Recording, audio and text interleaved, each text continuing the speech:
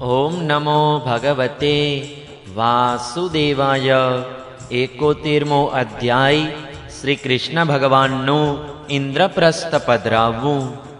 શ્રી સુખદેવજી કહે છે, પરીક્ષિત, ભગવાન શ્રી કૃષ્ણના વચન સાંભળીને મહામતી ઉદ્ધવજીએ દેવર્ષિ નારદ, સભાસદો અને ભગવાન શ્રી કૃષ્ણના મત પર વિચાર કર્યો અને પછી તેમણે કહ્યું. ઉદ્ધવજીએ કહ્યું, ભગવાન, દેવર્ષિ નારદજીએ આપને એવી સલાહ આપી છે કે ફોઈના દીકરા ભાઈ પાંડવોના રાજસૂય યજ્ઞમાં પધારીને તેમને મદદ કરવી જોઈએ.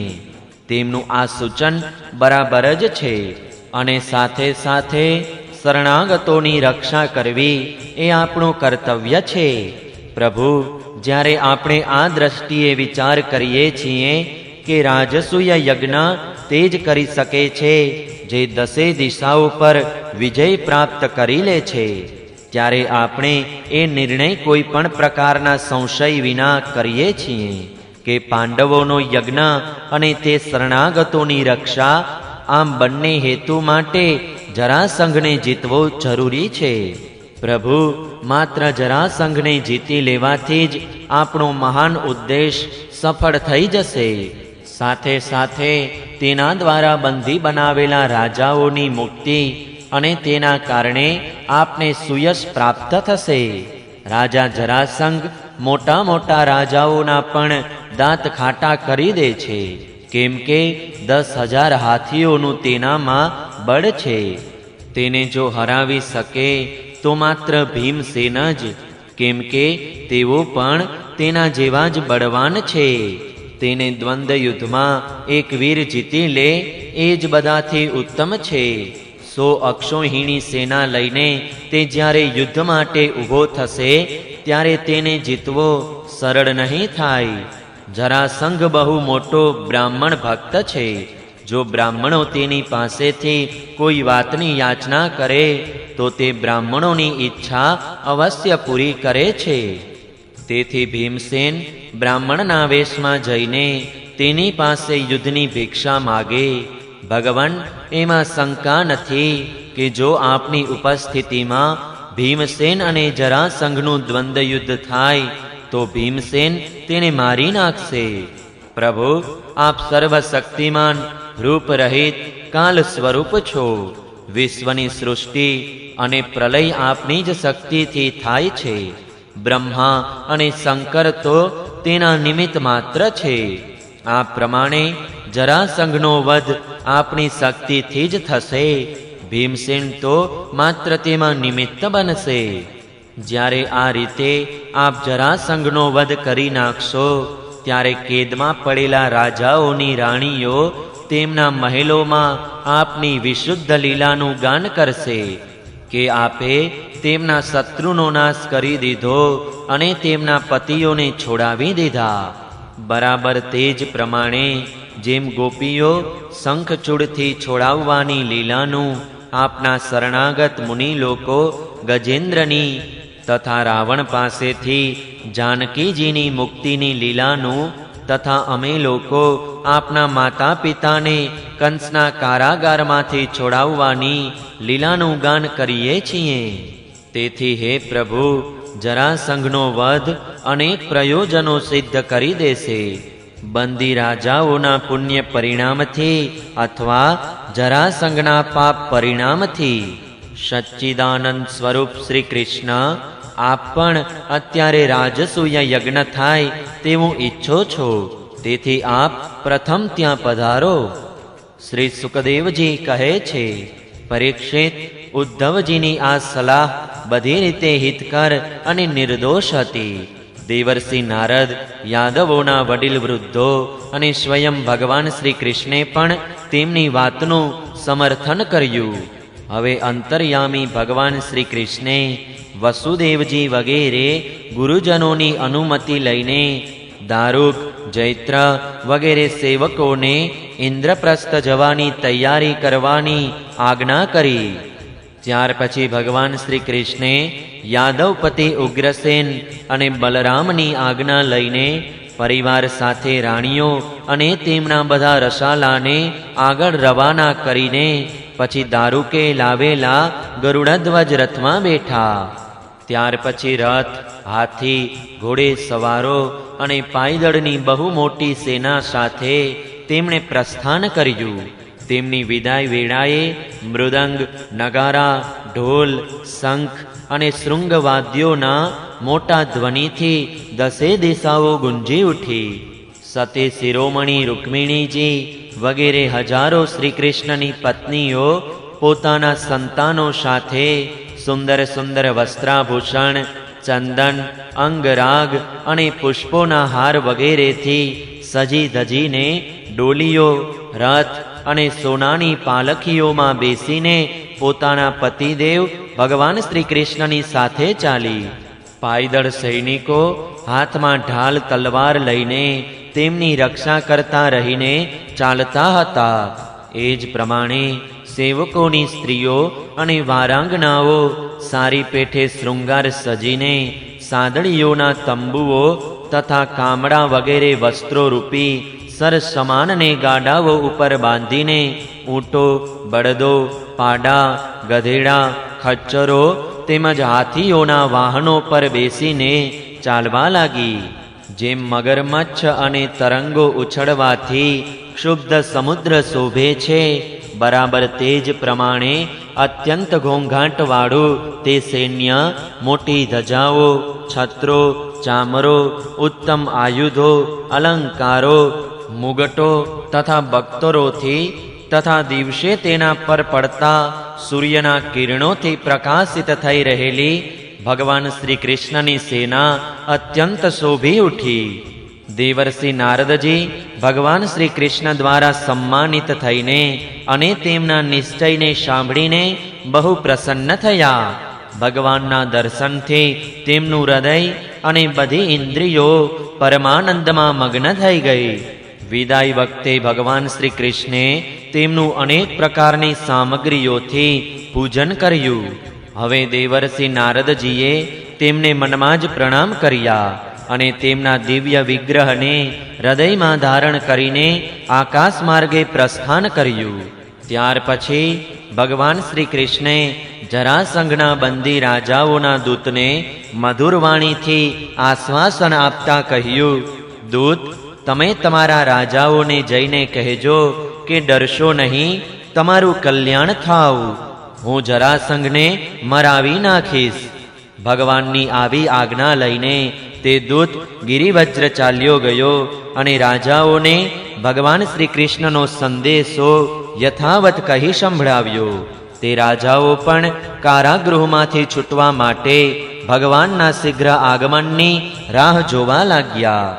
પરીક્ષિત, હવે ભગવાન શ્રી કૃષ્ણ આનર્દ, સૌવીર, મરુ, કુરુક્ષેત્ર અને તેની વચ્ચે આવતા પર્વતો, નદીઓ, નગરો, ગામડાઓ, આહીરોની વસ્તીઓ તથા ખાણોને પાર કરતા રહીને આગળ વધવા લાગ્યા.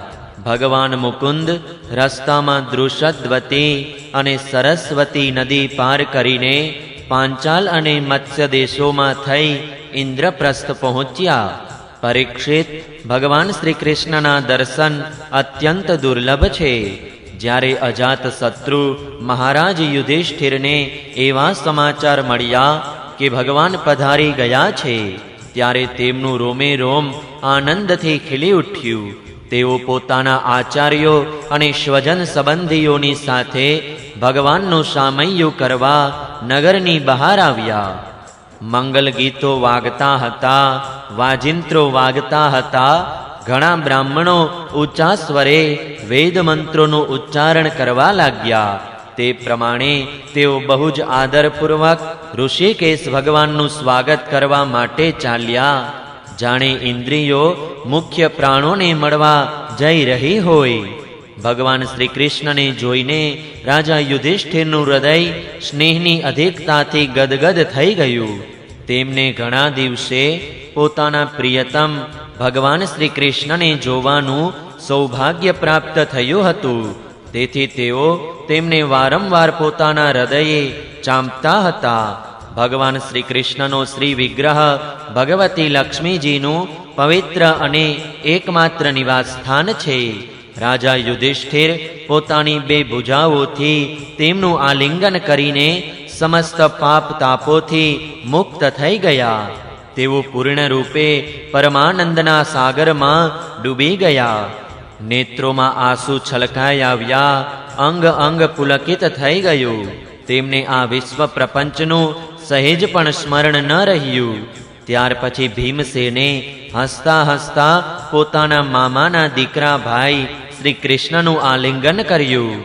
આનાથી તેમને બહુ ખુશી થઈ. તે વખતે તેઓ એટલા ભાવ વિભોર થઈ ગયા કે તેમને જાણે બહારની વિસ્મૃતિ થઈ ગઈ. નકુલ, સહદેવ અને અર્જુને પણ પોતાના પરમ પ્રિયતમ અને હિતૈષી ભગવાન શ્રી કૃષ્ણનું બહુ જ આનંદપૂર્વક આલિંગન પ્રાપ્ત કર્યું.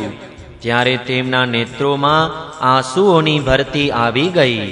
અર્જુને ફરી ભગવાનનું આલિંગન કર્યું. નકુલ અને સહદેવે અભિવાદન કર્યું અને સ્વયં ભગવાન શ્રી કૃષ્ણે બ્રાહ્મણો અને કુરુવંશના વડીલ વૃદ્ધોને યથાયોગ્ય નમસ્કાર કર્યા. કુરુ, સૃંજ્ય અને કૈક્ય દેશના રાજાઓએ ભગવાન શ્રી કૃષ્ણનું સન્માન કર્યું અને ભગવાન શ્રી કૃષ્ણે પણ તેમનો યથોચિત સત્કાર કર્યો. સૂત, માગધ, બંદીજન અને બ્રાહ્મણો ભગવાનની સ્તુતિ કરવા લાગ્યા તથા ગંધર્વો, નટો, વિદૂષકો વગેરે મૃદંગ, શંખ, નગારા, વીણા, ઢોલ અને શૃંગવાદ્યો વગાડીને કમલનયન ભગવાન શ્રી કૃષ્ણને પ્રસન્ન કરવા માટે નાચવા ગાવા લાગ્યા. આ પ્રમાણે પરમ યશસ્વી ભગવાન શ્રી કૃષ્ણે પોતાના સુહૃદ સ્વજનો સાથે બધી રીતે સુસજ્જ ઇન્દ્રપ્રસ્થ નગરમાં પ્રવેશ કર્યો. તે સમયે લોકો પરસ્પર ભગવાન શ્રી કૃષ્ણની પ્રશંસા કરતા ચાલી રહ્યા હતા. ઇન્દ્રપ્રસ્થ નગરના માર્ગો અને શેરીઓ પર મદમસ્ત હાથીઓના મદગંધથી તથા સુગંધિત જલથી છંટકાવ કરવામાં આવ્યો હતો. રંગબેરંગી ધજાઓ, સોનેરી તોરણો, જળથી પૂર્ણ સોનાના કળશો અને નાહી ધોઈ સ્વચ્છ થઈ નવા વસ્ત્રો, અલંકારો, પુષ્પની માળાઓ તથા ચંદનના વિલેપનોથી સજ્જ પુરુષો તથા સ્ત્રીઓથી નગર શોભી રહ્યું હતું. વળી ઘેર ઘેર પ્રકાશતા દીવડાઓથી દિવાળી જેવી શોભા દેખાતી હતી. દરેક ઘરના ઝરૂખામાં સુગંધિત ધૂપનો નીકળી રહેલો ધુમાડો બહુ સુંદર લાગતો હતો. બધા આવાસો પર ધજાઓ ફરકી રહી હતી તથા સુવર્ણના કલશો તથા ચાંદીના શિખરો ઝળહળી રહ્યા હતા. ભગવાન શ્રી કૃષ્ણ આ પ્રકારના મહેલોથી પરિપૂર્ણ પાંડવોની રાજધાની ઇન્દ્રપ્રસ્થ નગરને નિખરતા રહીને આગળ વધી રહ્યા હતા. જ્યારે સ્ત્રીઓએ સાંભળ્યું કે મનુષ્યના નેત્રો માટે અત્યંત દર્શનીય ભગવાન શ્રી કૃષ્ણ રાજમાર્ગ પર આવી રહ્યા છે, ત્યારે તેમના દર્શનની ઉત્સુકતાના આવેગથી તેમના કેસ અને વસ્ત્રબંધી ઢીલા થઈ ગયા. તેમણે ઘરનું કામકાજ તો છોડી જ દીધું, પરંતુ શૈયામાં સૂતેલા પોતાના પતિને પણ છોડીને ભગવાન શ્રી કૃષ્ણના દર્શન કરવા માટે રાજમાર્ગ પર દોડી આવી. માર્ગ પર હાથી, ઘોડા, રથ અને પાયદળની ભીડ જામી હતી. તે સ્ત્રીઓએ અટારીઓ પર ચડીને રાણીઓ સહિત ભગવાન શ્રી કૃષ્ણના દર્શન કર્યા. તેમના ઉપર પુષ્પો પધરાવ્યા અને મનથી જ આલિંગન કર્યું તથા પ્રેમાળ હાસ્ય અને સ્નેહભરી દ્રષ્ટિથી તેમનું સારી પેઠે સ્વાગત કરવા લાગી. નગરની સ્ત્રીઓ રાજપથ પર ચંદ્રમાની સાથે શોભતા નક્ષત્રો જેવી જ શ્રી કૃષ્ણની પત્નીઓને જોઈને પરસ્પર કહેવા લાગી, સખી, આ મહાભાગ્યશાળી રાણીઓએ ન જાણે એવું ક્યું પુણ્ય કર્યું છે, જેના કારણે પુરુષોના મુગટમણી ભગવાન શ્રી કૃષ્ણ પોતાના ઉદાર હાસ્ય તથા વિલાસપૂર્વક દ્રષ્ટિ વડે આ સ્ત્રીઓના નેત્રોને આનંદ આપે છે.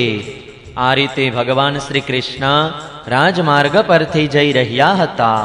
માર્ગમાં અનેક જગ્યાએ મોટી સંખ્યામાં પવિત્ર ધનવાનો, મહાજનો અને કારીગરોએ માંગલિક સામગ્રીઓ લઈ લઈને ભગવાનની પૂજા અર્ચના અને સ્વાગત સત્કાર કર્યો. અંતઃપુરની સ્ત્રીઓ ભગવાન શ્રી કૃષ્ણને જોઈને પ્રેમ અને આનંદમગ્ન થઈ ગઈ. તેમણે પોતાના પ્રેમ વિહવળ અને આનંદથી ખીલેલા નેત્રો દ્વારા ભગવાનનું સ્વાગત કર્યું અને શ્રી કૃષ્ણ તેમનો સ્વાગત સત્કાર સ્વીકારતા રહીને રાજમહેલમાં પધાર્યા. જ્યારે કુંતીજીએ પોતાના ત્રિભુવનપતિ ભત્રીજા શ્રી કૃષ્ણને જોયા ત્યારે તેમનું હૃદય પ્રેમથી ભરાઈ ગયું. તેઓ પલંગ પરથી ઉઠીને પોતાની પુત્રવધુ દ્રૌપદી સાથે આગળ ગયા અને ભગવાન શ્રી કૃષ્ણને ભેટી પડ્યા. દેવદેવેશ્વર ભગવાન શ્રી કૃષ્ણને રાજમહેલમાં લાવીને રાજા યુધિષ્ઠિર આદરભાવ અને આનંદની અધિકતાથી આત્મવિસ્મૃત થઈ ગયા. તેમને એ વાતની પણ સ્મૃતિ ન રહી કે ભગવાનની પૂજા કયા ક્રમથી કરવી જોઈએ. ભગવાન શ્રી કૃષ્ણે પોતાના ફોઈ કુંતી અને ગુરુજનોની પત્નીઓનું અભિવાદન કર્યું. તેમના બહેન સુભદ્રા અને દ્રૌપદીએ ભગવાનને નમસ્કાર કર્યા.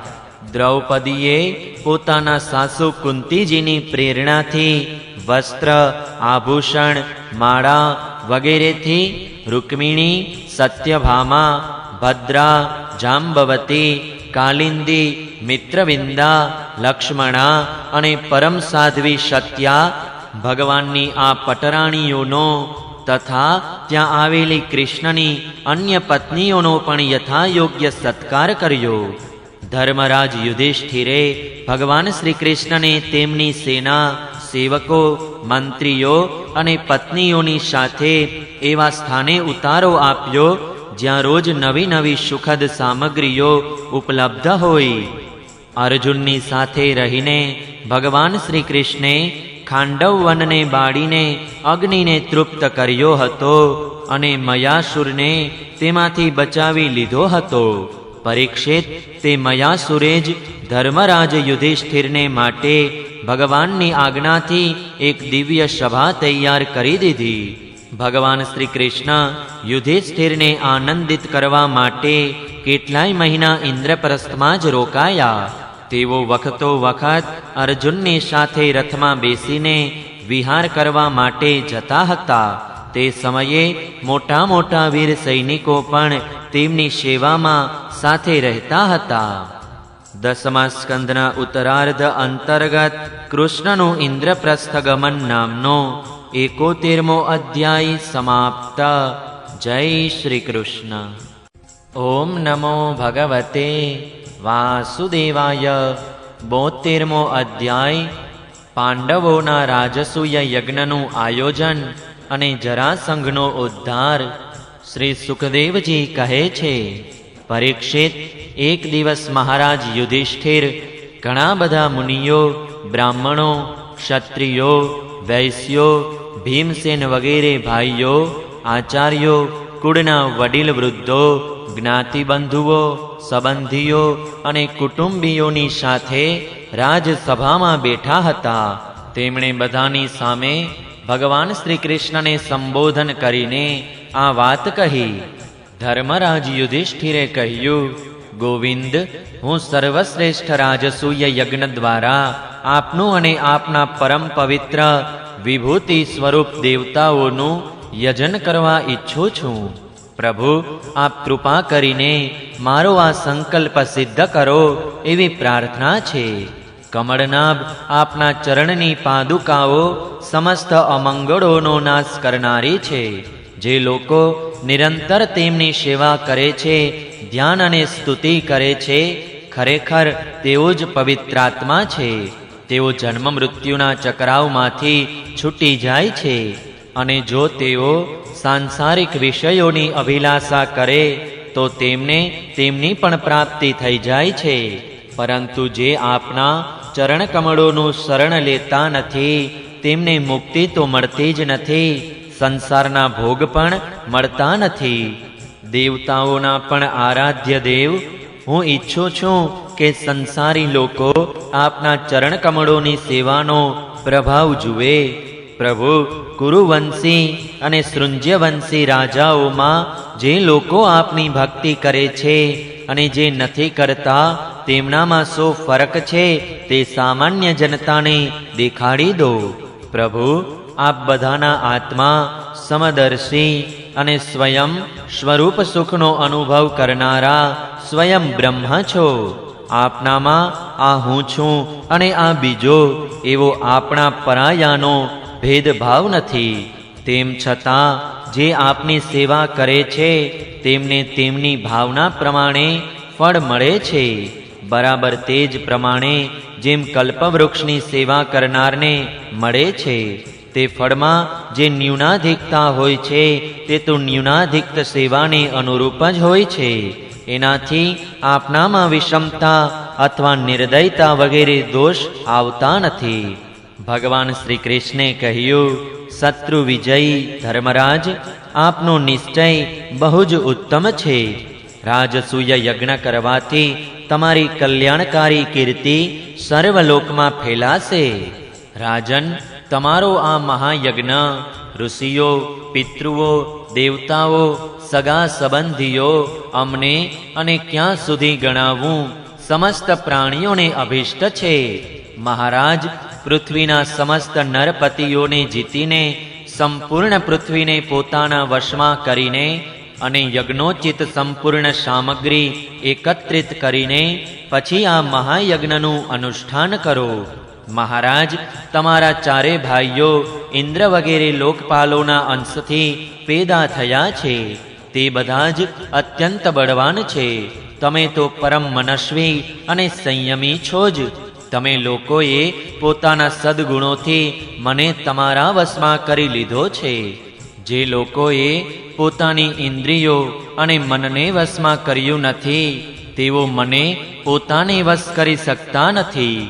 સંસારમાં કોઈ મોટામાં મોટો દેવતા પણ તેજ, યશ, લક્ષ્મી, સૌંદર્ય અને ઐશ્વર્ય વગેરે દ્વારા મારા ભક્તોનો તિરસ્કાર કરી શકતો નથી. પછી કોઈ રાજા તેનો તિરસ્કાર કરે તે તો સંભવી જ કઈ રીતે શકે? શ્રી સુખદેવજી કહે છે, પરીક્ષિત, ભગવાનની વાત સાંભળીને મહારાજ યુધિષ્ઠિરનું હૃદય આનંદથી ભરાઈ ગયું. તેમનું મુખ કમલ પ્રફુલ્લિત થઈ ગયું. હવે તેમણે પોતાના ભાઈઓને દિગ્વિજય કરવાનો આદેશ આપ્યો. ભગવાન શ્રી કૃષ્ણે પાંડવોમાં પોતાની શક્તિનો સંચાર કરીને તેમને અત્યંત પ્રભાવશાળી બનાવી દીધા હતા. ધર્મરાજ યુધિષ્ઠિરે સૃંજયવંશી વીરો સાથે સહદેવજીને દક્ષિણ દિશામાં દિગ્વિજય કરવા માટે મોકલ્યા. નકુલને મત્સ્યદેશી વીરોની સાથે પશ્ચિમમાં, અર્જુનને કૈકય દેશના વીરો સાથે ઉત્તરમાં અને ભીમસેનને મદ્ર દેશના વીરો સાથે પૂર્વ દિશામાં દિગ્વિજય કરવાનો આદેશ આપ્યો. પરીક્ષિત, તે ભીમસેન વગેરે વીરોએ પોતાના બળ પરાક્રમથી બધી બાજુથી રાજાઓને જીતી લીધા અને યજ્ઞ કરવા માટે પ્રયત્નશીલ મહારાજ યુધિષ્ઠિરને બહુ જ ધન લાવીને આપ્યું. જ્યારે મહારાજ યુધિષ્ઠિરે એવું સાંભળ્યું કે હજી સુધી જરાસંઘને જીતી શકાયો નથી, ત્યારે તે ચિંતા કરવા લાગ્યા. તે વખતે ભગવાન શ્રી કૃષ્ણે તેમને તે જ ઉપાય કહ્યો જે ઉદ્ધવજીએ બતાવ્યો હતો. પરીક્ષિત, ત્યાર પછી ભીમસેન, અર્જુન અને ભગવાન શ્રી કૃષ્ણ એ ત્રણેય બ્રાહ્મણ વેશમાં ગિરિવજ્ર ગયા. ત્યાં જ જરાસંઘની રાજધાની હતી. રાજા જરાસંઘ બ્રાહ્મણોનો ભક્ત અને ગૃહસ્થોચિત ધર્મોનું પાલન કરવા વાળો હતો. ઉપર જણાવ્યું તેમ આ ક્ષત્રિયો બ્રાહ્મણના વેશમાં અતિથિ અભ્યાગતોના સત્કાર સમયે જરાસંઘ પાસે ગયા અને તેની પાસે આ પ્રમાણે યાચના કરી, રાજન, આપનું કલ્યાણ થાવ. અમે ત્રણે આપના અતિથિ છીએ અને બહુ દૂરથી આવી રહ્યા છીએ. ચોક્કસ અમે અહીં કોઈ વિશેષ પ્રયોજનથી આવ્યા છીએ.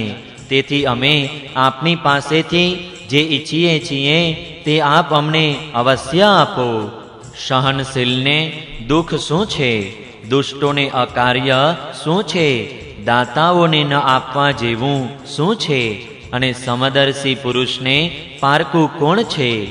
જે પુરુષ પોતે સમર્થ હોઈને પણ આ નાશવાન શરીરથી એવો અવિનાશી યશ નથી પ્રાપ્ત કરતો કે જેને મોટા મોટા સત્પુરુષો પણ ગાયા કરે છે. સાચું પૂછો તો તેવા માણસોની જેટલી નિંદા કરવામાં આવે ઓછી છે.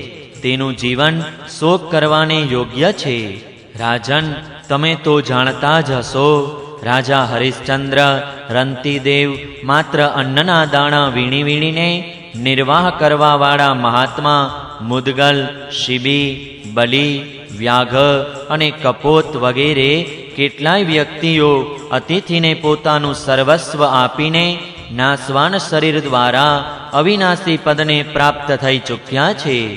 તેથી તમે પણ અમને નિરાશ કરશો નહીં.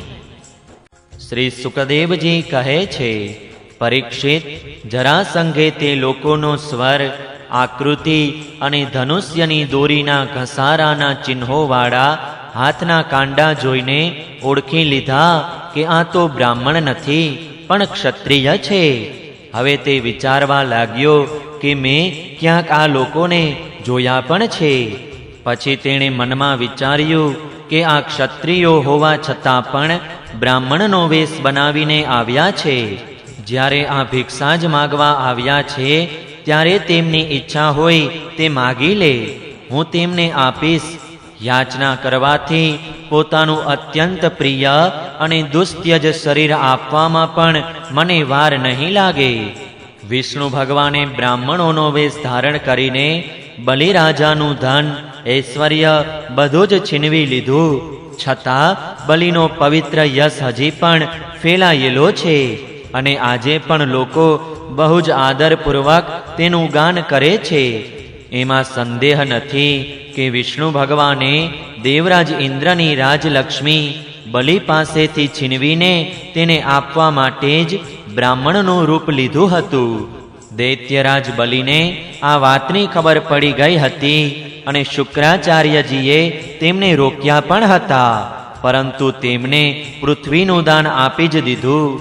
મારો તો આ પાકો નિર્ણય છે કે આ શરીર નાશવાન છે. આ શરીરથી જે વિપુલ યશ કમાતો નથી અને જે ક્ષત્રિય બ્રાહ્મણને માટે જ જીવન ધારણ નથી કરતો તેનું જીવન વ્યર્થ છે. પરીક્ષિત, ખરેખર જરાસંઘની બુદ્ધિ બહુ ઉદાર હતી. ઉપરયુક્ત વિચાર કરીને તેણે બ્રાહ્મણ વેશધારી શ્રી કૃષ્ણ, અર્જુન અને ભીમસેનને કહ્યું, બ્રાહ્મણો, તમે ઈચ્છતા હોય તે માગી લો. આપ ઈચ્છો તો તમને મારું મસ્તક પણ આપી શકું છું. ભગવાન શ્રી કૃષ્ણએ કહ્યું, રાજેન્દ્ર, અમે લોકો અન્નની ઈચ્છાવાળા બ્રાહ્મણો નથી, ક્ષત્રિય છીએ. અમે તમારી પાસે યુદ્ધ માટે આવ્યા છીએ. જો તમારી ઈચ્છા હોય તો અમને દ્વંદ્વ યુદ્ધની ભિક્ષા આપો. જુઓ, આ પાંડુપુત્ર ભીમસેન છે અને આ તમારો ભાઈ અર્જુન છે અને હું આ બંનેના મામાનો પુત્ર તથા તમારો જૂનો શત્રુ કૃષ્ણ છું. જ્યારે ભગવાન શ્રી કૃષ્ણે આ પ્રમાણે પોતાનો પરિચય આપ્યો ત્યારે રાજા જરાસંઘ ખૂબ મોટેથી હસવા લાગ્યો અને ચીડાઈને બોલ્યો, અરે મૂર્ખાઓ, જો તમારી યુદ્ધની જ ઈચ્છા છે તો ચાલો, હું તમારી પ્રાર્થનાનો સ્વીકાર કરું છું. પરંતુ કૃષ્ણ, તું તો બહુ બીકણ છે. યુદ્ધમાં તું ગભરાઈને ભાગી જાય છે. તે તો મારા ભયથી પોતાની નગરી મથુરાને પણ છોડી દીધી તથા સમુદ્રનું શરણું લીધું છે. તેથી હું તારી સાથે લડીશ નહીં. આ અર્જુન પણ કોઈ યોદ્ધો નથી. એક તો ઉંમરમાં મારાથી નાનો છે અને બીજું તે કોઈ વિશેષ બળવાન પણ નથી. તેથી એ પણ મારી જોડીનો વીર નથી. હું તેની સાથે પણ લડીશ નહીં. રહ્યા માત્ર ભીમસેન, તેઓ અવશ્ય મારા જેવા બળવાન અને મારી જોડીના છે. જરાસંઘે આમ કહીને ભીમસેનને એક બહુ મોટી ગદા આપી અને પોતે બીજી ગદા લઈને નગરની બહાર નીકળ્યો. હવે બંને રણઘેલા વીરો અખાડામાં આવીને એકબીજા સાથે લડવા લાગ્યા અને પોતાની વજ્ર જેવી ગદાઓથી એકબીજા પર પ્રહાર કરવા લાગ્યા.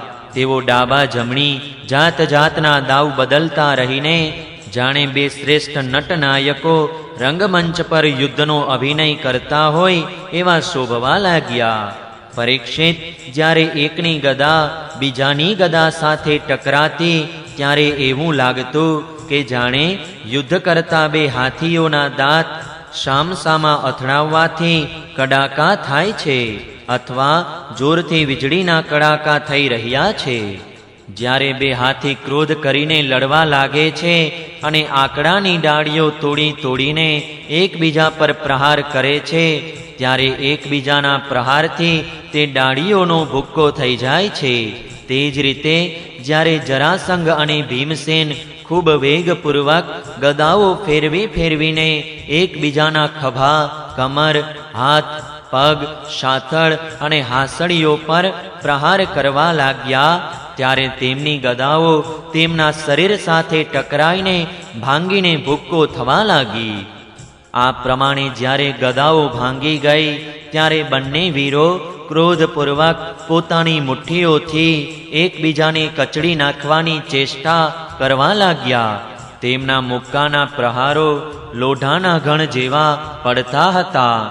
એકબીજા પરના પ્રહારોનો ભારે કર્કશ અવાજ વીજળીઓના કડાકા જેવો લાગતો હતો. પરીક્ષિત, જરાસંઘ અને ભીમસેનની ગદા યુદ્ધમાં કુશળતા, બળ અને ઉત્સાહ સરખા હતા. બંનેમાંથી કોઈ એક સહેજ પણ ક્ષીણ થતો હોય એવું લાગતું ન હતું. આમ સતત પ્રહારો કરતા રહેવા છતાં પણ બંનેમાંથી કોઈની હારજીત ન થઈ. બંને વીરો રાત્રિના સમયે મિત્રની જેમ રહેતા હતા અને દિવસે એકબીજા પર પ્રહાર કરતા રહીને લડતા હતા. મહારાજ, આ પ્રમાણે તેમણે લડતા લડતા 27 દિવસ વીતી ગયા. પ્રિય પરીક્ષિત, 28મા દિવસે ભીમસેને પોતાના મામાના દીકરા ભાઈ કૃષ્ણને કહ્યું, શ્રી કૃષ્ણ, હું યુદ્ધમાં જરાસંઘને જીતી શકતો નથી. ભગવાન શ્રી કૃષ્ણ જરાસંઘના જન્મ અને મૃત્યુનું રહસ્ય જાણતા હતા કે જરા નામથી રાક્ષસીએ જરાસંઘના શરીરને બે ટુકડાઓને જોડીને તેને જીવનદાન આપ્યું હતું. તેથી ભગવાને ભીમસેનના શરીરમાં પોતાની શક્તિનો સંચાર કર્યો અને જરાસંઘના વધનો ઉપાય વિચાર્યો. પરીક્ષિત, ભગવાનનું જ્ઞાન અમોઘ છે. હવે તેમણે જરાસંઘના મૃત્યુનો ઉપાય જાણીને ભીમને કહ્યું, એક વૃક્ષની ડાળીને જે રીતે હું ચીરું તેમ તું શત્રુને ચીરી નાખ. વીરશ્રેષ્ઠ અને પરમ શક્તિશાળી ભીમસેને ભગવાનનો અભિપ્રાય સમજી લીધો અને જરાસંઘના પગ પકડીને તેને ધરતી પર પછાડ્યો. પછી તેના એક પગને પોતાના પગ નીચે દબાવ્યો અને બીજા પગને બે હાથથી પકડી લીધો. પછી ભીમસેને તેને ગુદા તરફથી એ રીતે ચીરી નાખ્યો જેમ ગજરાજ વૃક્ષની ડાળને ચીરી નાખે. લોકોએ જોયું કે જરાસંઘના શરીરના બે ટુકડા થઈ ગયા છે અને તેના આ રીતે એક એક પગ, સાથળ, અંડકોશ, કમર, પીઠ, સ્તન, ખભો, ભુજા, નેત્ર, ભ્રુકુટી અને કાન અલગ અલગ થઈ ગયા છે. મગધરાજ જરાસંઘનું મૃત્યુ થઈ જવાથી ત્યાંની પ્રજા જોર જોરથી રડવા લાગી. ભગવાન શ્રી કૃષ્ણ અને અર્જુને ભીમસેનને ભેટીને તેમને અભિનંદન આપ્યા. પ્રાણી માત્રનું રક્ષણ કરનારા અને દુર્જ્ઞેય સ્વરૂપવાળા સમર્થ ભગવાન શ્રી કૃષ્ણ સમસ્ત પ્રાણીઓના જીવનદાતા છે. તેણે જરાસંઘના રાજ્ય સિંહાસન પર તેના પુત્ર સહદેવનો અભિષેક કરી દીધો અને જરાસંઘે જે રાજાઓને કેદી બનાવી રાખ્યા હતા તેમને કારાગારમાંથી મુક્ત કરી દીધા. 10મા સ્કંદના ઉત્તરાર્ધ અંતર્ગત જરાસંધવધ નામનો 72મો અધ્યાય સમાપ્ત. જય શ્રી કૃષ્ણ.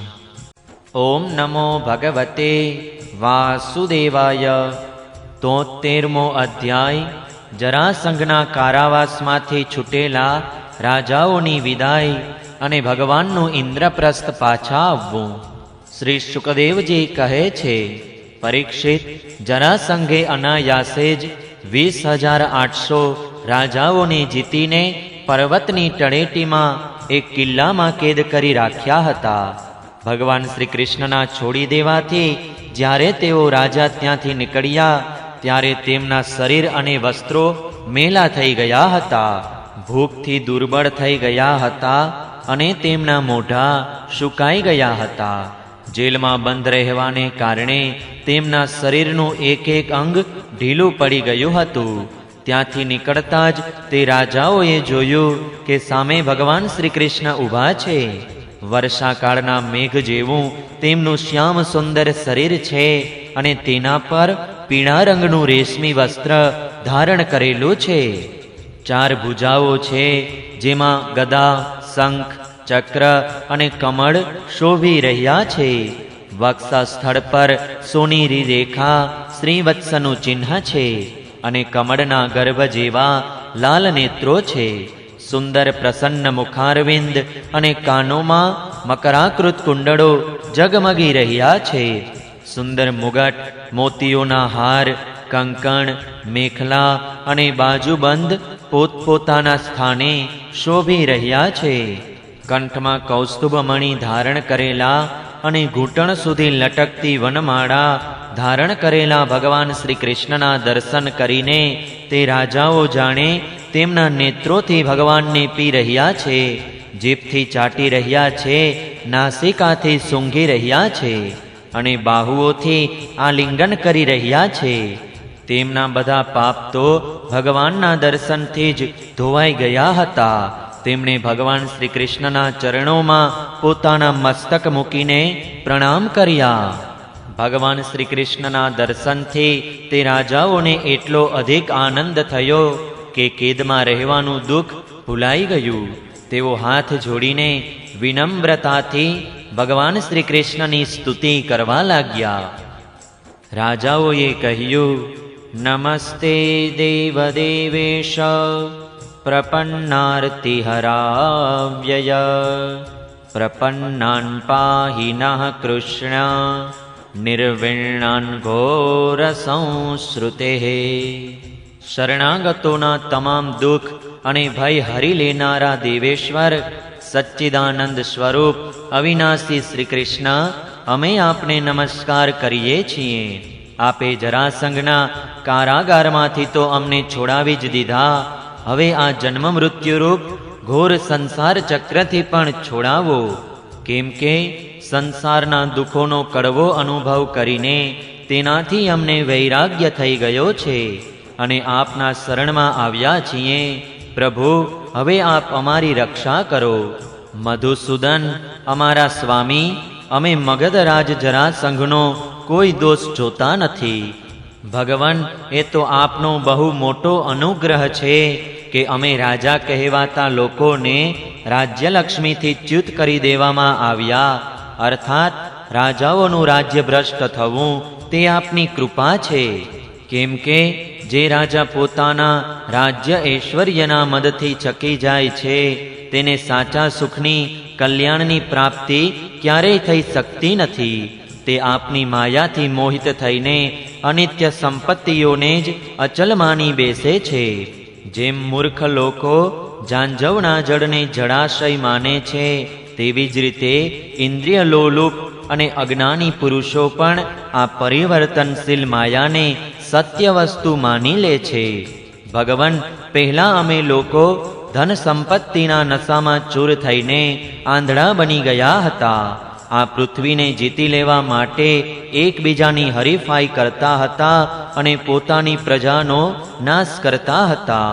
ખરેખર અમારું જીવન અત્યંત ક્રૂરતાથી ભરેલું હતું અને અમે લોકો એટલા વધારે ઉદ્ધત બની ગયા હતા કે આપ મૃત્યુરૂપે અમારી સામે ઊભા છો એ વાતની અમે સહેજ પણ પરવા કરતા ન હતા. સચ્ચિદાનંદ સ્વરૂપ શ્રી કૃષ્ણ કાળ બહુ બળવાન છે. તે કોઈને છોડતો નથી. કેમ ન હોય? કારણ કે તે પણ આપનું સ્વરૂપ જ તો છે. અત્યારે તેણે અમને બધાને શ્રીહીન નિર્ધન બનાવી દીધા છે. આપની અહેતુ કૃપાથી અમારું અભિમાન નષ્ટ થઈ ગયું છે. હવે અમે આપના ચરણ કમળોનું સ્મરણ કરીએ છીએ. વિભો, આ શરીર દિવસે દિવસે ક્ષીણ થતું જાય છે. રોગોનું તો આ નિવાસ સ્થાન છે. હવે અમારે આ શરીરથી રાજ્યભોગની અભિલાષા નથી, કેમ કે અમે સમજી ગયા છીએ કે તે મૃગતૃષ્ણાના જલ જેવું સર્વથા મિથ્યા છે. એટલું જ નહીં, અમને સ્વર્ગાદી લોકોની પણ કે જે મર્યા પછી મળે છે ઈચ્છા નથી, કેમ કે અમે જાણીએ છીએ કે તેમાં કાંઈ સાર નથી, માત્ર સાંભળવામાં જ આકર્ષણ લાગે છે. હવે અમને કૃપા કરીને આપ એ ઉપાય બતાવો જેનાથી આપના ચરણ કમળોની વિસ્મૃતિ ક્યારેય ન થાય, અર્થાત સર્વદા સ્મૃતિ રહે.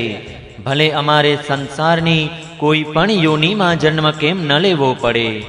પ્રણામ કરવા વાળાના ક્લેશોનો નાશ કરવા વાળા શ્રી કૃષ્ણ, વાસુદેવ, હરિ, પરમાત્મા અને ગોવિંદને અમારા વારંવાર નમસ્કાર છે. શ્રી સુકદેવજી કહે છે, પરીક્ષિત, કારાગારમાંથી મુક્ત રાજાઓએ જ્યારે આ પ્રમાણે ભગવાન શ્રી કૃષ્ણની સ્તુતિ કરી ત્યારે શરણાગત રક્ષક પ્રભુએ અત્યંત મધુર વાણીમાં કહ્યું. ભગવાન શ્રી કૃષ્ણે કહ્યું, રાજાઓ, તમે લોકોએ જેવી ઈચ્છા વ્યક્ત કરી છે તે પ્રમાણે આજથી મારામાં તમારી અવશ્ય સુદૃઢ ભક્તિ થશે. એવું જાણી લો કે હું સ્વર્ગનો આત્મા અને સર્વનો સ્વામી છું. રાજાઓ, તમે લોકોએ જે નિશ્ચય કર્યો છે તે ખરેખર તમારા માટે બહુ મોટા સૌભાગ્ય અને આનંદની વાત છે. તમે લોકોએ મને જે કાંઈ કહ્યું છે તે તદ્દન બરાબર છે, કેમ કે હું જોઉં છું કે ધન સંપત્તિ અને ઐશ્વર્યના મદથી છકી જઈને ઘણા લોકો સ્વેચ્છાચારી અને પાગલ જેવા થઈ જાય છે. હે હય, નહુષ, વેન, રાવણ, નરકાસુર વગેરે અનેક દેવતાઓ, દૈત્યો અને રાજાઓ શ્રીમદને કારણે પોતાના સ્થાનેથી ભ્રષ્ટ થઈ ચૂક્યા છે. તમે લોકો સમજી લો કે શરીર અને તેના સંબંધીઓ પેદા થાય છે, તેથી તેમનો નાશ પણ નિશ્ચિત છે. તેથી તેમનામાં આસક્તિ ન રાખો. ખૂબ સાવધાનીથી મન અને ઇન્દ્રિયોને વશમાં રાખીને યજ્ઞો દ્વારા મારું યજન કરો અને ધર્મપૂર્વક પ્રજાની રક્ષા કરો. તમે લોકો તમારી વંશ પરંપરાની રક્ષા માટે, ભોગ માટે નહીં, સંતાન ઉત્પન્ન કરો અને પ્રારબ્ધ પ્રમાણે જન્મ મૃત્યુ, સુખ દુઃખ, લાભ હાનિ જે કાંઈ પણ પ્રાપ્ત થાય તેનું સમાન ભાવે મારો પ્રસાદ સમજીને સેવન કરો અને પોતાનું ચિત્ત મારામાં રાખીને રહો. શરીર અને શરીરના સંબંધીઓ સાથે કોઈ પ્રકારની આસક્તિ ન રાખીને ઉદાસીન રહો. નિજાનંદમાં જ મસ્ત રહો તથા ભક્તિ તેમજ આશ્રમ ધર્મ અનુસાર વ્રતોનું પાલન કરો. પોતાનું મન સારી રીતે મારામાં પરોવીને છેવટે તમે લોકો મુજ બ્રહ્મ સ્વરૂપને જ પ્રાપ્ત થઈ જશો. શ્રી સુકદેવજી કહે છે, પરીક્ષિત, ભુવનેશ્વર ભગવાન શ્રી કૃષ્ણે રાજાઓને આવો આદેશ આપીને તેમને સ્નાન વગેરે કરાવવા માટે ઘણા બધા સ્ત્રી પુરુષો સેવામાં નિયુક્ત કરી દીધા. પરીક્ષિત, જરાસંઘના પુત્ર સહદેવ પાસે તેમને યથોચિત વસ્ત્ર, આભૂષણ, માળા, ચંદન વગેરે આપીને બહુ સન્માન કરાવ્યું. જ્યારે તેઓ સ્નાન કરીને વસ્ત્રાભૂષણથી સુસજ્જ થઈ ચૂક્યા ત્યારે ભગવાને તેમને ઉત્તમ ઉત્તમ પદાર્થોનું ભોજન કરાવ્યું અને તાંબુલ વગેરે વિવિધ પ્રકારના રાજોચિત ભોગો અપાવ્યા. ભગવાન શ્રી કૃષ્ણે આ પ્રમાણે તે બંદી રાજાઓને સન્માનિત કર્યા. હવે તેઓ બધા દુઃખોથી મુક્ત થઈ તથા કાનોમાં ચળકતા કુંડળો પહેરીને તારાઓની જેમ શોભવા લાગ્યા. પછી ભગવાન શ્રી કૃષ્ણે તેમને સુવર્ણ અને મણિઓથી ભૂષિત અને શ્રેષ્ઠ ઘોડા જોડેલા રથો પર બેસાડ્યા, મધુર વાણીથી તેમને તૃપ્ત કર્યા અને પછી તેમને તેમના દેશ જવા માટે રવાના કર્યા. આ પ્રમાણે ઉદાર શિરોમણી ભગવાન શ્રી કૃષ્ણે તે રાજાઓને મહાન કષ્ટથી મુક્ત કર્યા. હવે તેઓ જગતપતિ ભગવાન શ્રી કૃષ્ણના રૂપ, ગુણ અને લીલાઓનું ચિંતન કરતા કરતા પોતપોતાની રાજધાની જવા માટે નીકળ્યા. ત્યાં જઈને તે લોકોએ પોતાની પ્રજાને પરમ પુરુષ ભગવાન શ્રી કૃષ્ણની અદ્ભુત કૃપા અને લીલા કહી સંભળાવી અને પછી ખૂબ સાવધાનીથી ભગવાનની આજ્ઞા અનુસાર તેઓ પોતાનું જીવન વ્યતીત કરવા લાગ્યા. પરીક્ષિત, આ પ્રમાણે ભગવાન શ્રી કૃષ્ણ ભીમસેન પાસે જરાસંઘનો વધ કરાવીને ભીમસેન અને અર્જુનની સાથે જરાસંધ નંદન સહદેવ દ્વારા સમ્માનિત થઈને ઇન્દ્રપ્રસ્થ આવ્યા. તે વિજયી થઈને આવેલા ત્રણેય વીરોએ ઇન્દ્રપ્રસ્થ પાસે પહોંચીને પોતપોતાના શંખ વગાડ્યા, જેનાથી તેમના સ્વજન મિત્રોને સુખ અને શત્રુઓને બહુ દુઃખ થયું. ઇન્દ્રપ્રસ્થવાસીઓનું મન તે શંખ ધ્વનિને સાંભળીને પ્રસન્ન થઈ ગયું. તેઓ સમજી ગયા કે જરાસંઘ મરાઈ ગયો છે અને હવે રાજા યુધિષ્ઠિરનો રાજસૂય યજ્ઞ કરવાનો સંકલ્પ એક રીતે પૂરો થઈ ગયો. ભીમસેન, અર્જુન અને ભગવાન શ્રી કૃષ્ણે રાજા યુધિષ્ઠિરને વંદન કર્યા અને જરાસંધના વધ દરમિયાન ત્યાં જે બન્યું હતું તે બધું કહી સંભળાવ્યું. ધર્મરાજ યુધિષ્ઠિર ભગવાન શ્રી કૃષ્ણના આ પરમ અનુગ્રહની વાત સાંભળીને પ્રેમ વિહવળ થઈ ગયા. તેમના નેત્રોમાંથી આનંદના અશ્રુ ટપકવા લાગ્યા અને તેઓ તેમને કશું કહી ન શક્યા. 10મા સ્કંદના ઉત્તરાર્ધ અંતર્ગત કૃષ્ણ વગેરેના આગમનમાંનો 73મો અધ્યાય સમાપ્ત. જય શ્રી કૃષ્ણ. ઓમ નમો ભગવતે વાસુદેવાય. 74મો અધ્યાય ભગવાનની અગ્રપૂજા અને શિશુપાલનો ઉદ્ધાર.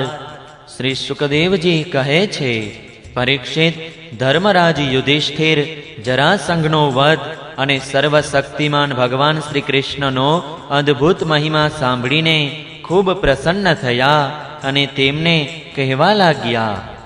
ધર્મરાજા યુધિષ્ઠિરે કહ્યું, સચ્ચિદાનંદ સ્વરૂપ શ્રી કૃષ્ણ ત્રિલોકના સ્વામી બ્રહ્મા, શંકર અને ઇન્દ્ર વગેરે લોકપાલો બધા જ આપની આજ્ઞા માટે તત્પર રહે છે અને જો તે મળી જાય તો ઘણી જ શ્રદ્ધાથી તેને શિરોધાર્ય કરે છે. હે અનંત, અમે લોકો છીએ તો અત્યંત દીન, પરંતુ માનીએ છીએ પોતાને ભૂપતિ અને રાજા. આવી સ્થિતિમાં અમે છીએ તો દંડને પાત્ર, પરંતુ આપ અમારી આજ્ઞા સ્વીકારો છો અને તેનું પાલન કરો છો. સર્વશક્તિમાન કમલનયન ભગવાન માટે આ મનુષ્ય લીલાનો અભિનય માત્ર છે. જેમ ઉદય અથવા અસ્તને કારણે સૂર્યના તેજમાં કોઈ અંતર પડતું નથી, તે જ પ્રમાણે કોઈ પણ પ્રકારના કર્મોથી આપનું તેજ ન તો વધે છે અથવા ઘટે છે, કેમ કે આપ એક અદ્વિતીય સ્વયં પરબ્રહ્મ પરમાત્મા છો. કોઈનાથી પરાજિત ન થવાવાળા માધવ, આ હું છું અને આ મારું છે, તથા આ તું છે અને આ તારું, આ પ્રકારની વિકાર બુદ્ધિ તો પશુઓમાં હોય છે. જે આપના અન્ય ભક્તો છે તેમના ચિત્તમાં આવા પાગલ જેવા વિચારો ક્યારેય આવતા નથી. પછી આપનામાં તો હોય જ કઈ રીતે? તેથી આપ જે કરી રહ્યા છો તે બધી આપની લીલા છે. શ્રી સુકદેવજી કહે છે, પરીક્ષિત, આ પ્રમાણે કહીને ધર્મરાજ યુધિષ્ઠિરે ભગવાન શ્રી કૃષ્ણની અનુમતિથી યજ્ઞ માટેનો યોગ્ય સમય આવવાથી યજ્ઞ કર્મોમાં નિપુણ વેદવાદી બ્રાહ્મણો, ઋત્વિજો, આચાર્યો વગેરેની વરણી કરી. તેમના નામ હતા શ્રી કૃષ્ણદ્વૈપાયન વ્યાસદેવ, ભરદ્વાજ, સુમંતુ, ગૌતમ, અસિત, વસિષ્ઠ, ચ્યવન, કણ્વ, મૈત્રેય, કવશ, ત્રિત, વિશ્વામિત્ર, વામદેવ, સુમતિ, જૈમિની, ક્રતુ, પૈલ, પરાશર, ગર્ગ, વૈશંપાયન, અથર્વા, કશ્યપ, ધૌમ્ય, પરશુરામ, શુક્રાચાર્ય, આશુરી, વિતિહોત્ર, મધુચ્છંદા, વીરસેન અને અકૃતવ્રણ. આ સિવાય ધર્મરાજાએ દ્રોણાચાર્ય, ભીષ્મ પિતામહ, કૃપાચાર્ય, ધૃતરાષ્ટ્ર અને તેમના પુત્રો દુર્યોધન વગેરે, મહામતી વિદુર વગેરેને પણ બોલાવ્યા. રાજન, રાજસૂય યજ્ઞના દર્શન કરવા માટે દેશના બધા રાજાઓ, તેમના મંત્રીઓ તથા કર્મચારીઓ, બ્રાહ્મણો, ક્ષત્રિયો, વૈશ્યો, શૂદ્રો બધા જ આવ્યા હતા. ત્યાર પછી ઋત્વિજ બ્રાહ્મણોએ સોનાના હળોથી જમીન ખેડીને રાજા યુધિષ્ઠિરને શાસ્ત્રાનુસાર યજ્ઞ દીક્ષા આપી. પ્રાચીન કાળમાં જેમ વરુણદેવના યજ્ઞમાં બધા જ યજ્ઞપાત્રો સોનાના બનાવેલા હતા, તે જ પ્રમાણે યુધિષ્ઠિરના યજ્ઞમાં પણ હતા. પાંડુનંદન મહારાજ યુધિષ્ઠિરના યજ્ઞનું નિમંત્રણ મળવાથી બ્રહ્માજી, શંકર ભગવાન, ઇન્દ્ર વગેરે લોકપાલો, તેમના ગણો સાથે સિદ્ધ ગંધર્વો, વિદ્યાધરો, નાગ, મુનિ, યક્ષ, રાક્ષસ, પક્ષી, કિન્નર, ચારણ, મોટા મોટા રાજાઓ અને રાણીઓ વગેરે ઉપસ્થિત થયા. આવેલા તમામ મહાનુભાવોએ આશ્ચર્યચકિત થઈને માની લીધું કે રાજસૂય યજ્ઞનું આયોજન યુધિષ્ઠિરજીને માટે યોગ્ય જ છે. કારણ કે ભગવાન શ્રી કૃષ્ણના ભક્ત માટે આવું આયોજન કરવું એ કોઈ મોટી વાત નથી. તે સમયે દેવતાઓ જેવા તેજસ્વી ઋત્વિજોએ ધર્મરાજા યુધિષ્ઠિર પાસે વિધિપૂર્વક રાજસૂય યજ્ઞ કરાવ્યો કે જેવો પૂર્વકાળમાં દેવતાઓએ વરુણ પાસે કરાવ્યો હતો. સોમલતાથી રસ કાઢવાના દિવસે મહારાજ યુધિષ્ઠિરે પોતાના પરમ ભાગ્યવાન ઋત્વિજો અને યજ્ઞકર્મની ભૂલચૂકનું નિરીક્ષણ કરવાવાળા વિપ્રોનું વિધિપૂર્વક પૂજન કર્યું.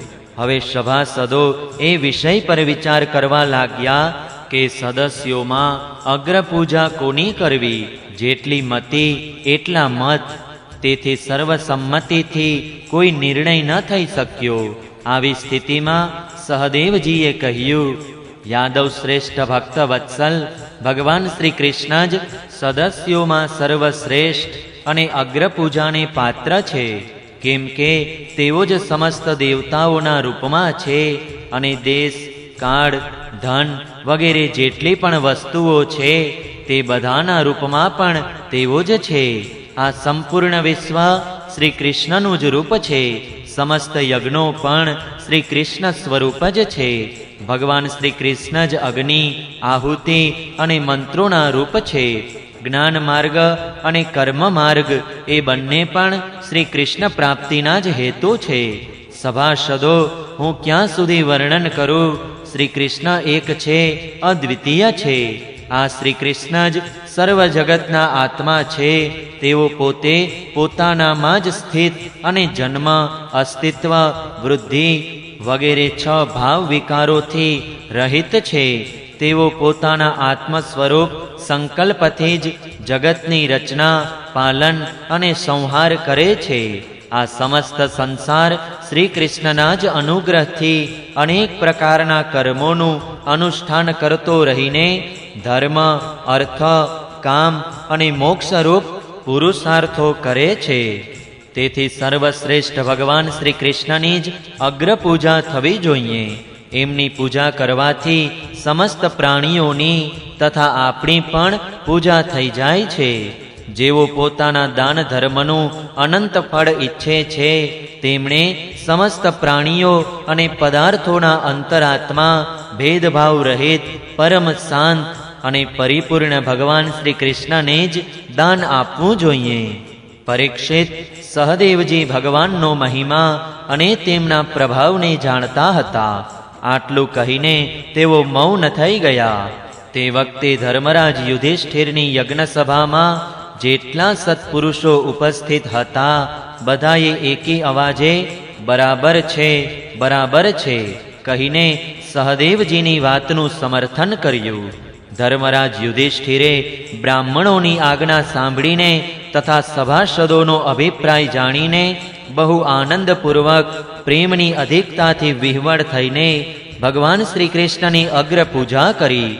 પોતાના પત્ની, ભાઈઓ, મંત્રીઓ અને કુટુંબીજનો સાથે ધર્મરાજ યુધિષ્ઠિરે ખૂબ જ પ્રેમથી, આનંદથી ભગવાનના ચરણ પખાડ્યા તથા તેમના ચરણોનું લોકપાવન જળ પોતાના મસ્તક પર ચડાવ્યું. તેમણે ભગવાનને પીળા રેશમી વસ્ત્રો અને બહુ કિંમતી આભૂષણો અર્પણ કર્યા. તે સમયે તેમના નેત્રો હર્ષના અશ્રુબિંદુથી ભરાઈ જવાને કારણે તેઓ ભગવાનને સારી રીતે જોઈ પણ શકતા ન હતા. યજ્ઞ સભામાં ઉપસ્થિત બધા લોકો ભગવાન શ્રી કૃષ્ણને આ રીતે પૂજાયેલા, સત્કારાયેલા જોઈને હાથ જોડીને નમો નમઃ, નમો નમઃ, નમો નમઃ, જય જયનો ઘોષ કરીને ભગવાનને નમસ્કાર કરવા લાગ્યા. તે વખતે આકાશમાંથી પુષ્પોની સ્વયં વૃષ્ટિ થઈ. પરીક્ષિત પોતાના આસન પર બેઠેલો શિશુપાલ આ બધું જોઈ સાંભળી રહ્યો હતો. ભગવાન શ્રી કૃષ્ણના ગુણ સાંભળીને તેને ક્રોધ આવ્યો. તે ઊભો થઈ ગયો. તે ભરી સભામાં હાથ ઊંચા કરીને ખૂબ જ ઉદ્ધતાઈપૂર્વક અને નિર્ભયતાથી ભગવાનને સંભળાવીને અત્યંત કઠોર શબ્દો કહેવા લાગ્યો. સભાસદો, શ્રુતિઓનું એ કહેવું સર્વથા સાચું છે કે કાળ એ જ ઈશ્વર છે. લાખ ઉપાયો કરવા છતાં પણ તે પોતાનું કામ કરાવી જ લે છે. આનું પ્રત્યક્ષ પ્રમાણ અમે જોઈ લીધું છે કે અહીં બાળકો અને અજ્ઞાનીઓની વાતોથી મોટા મોટા વયોવૃદ્ધો અને જ્ઞાનવૃદ્ધોની બુદ્ધિ પણ ભ્રમિત થઈ ગઈ છે.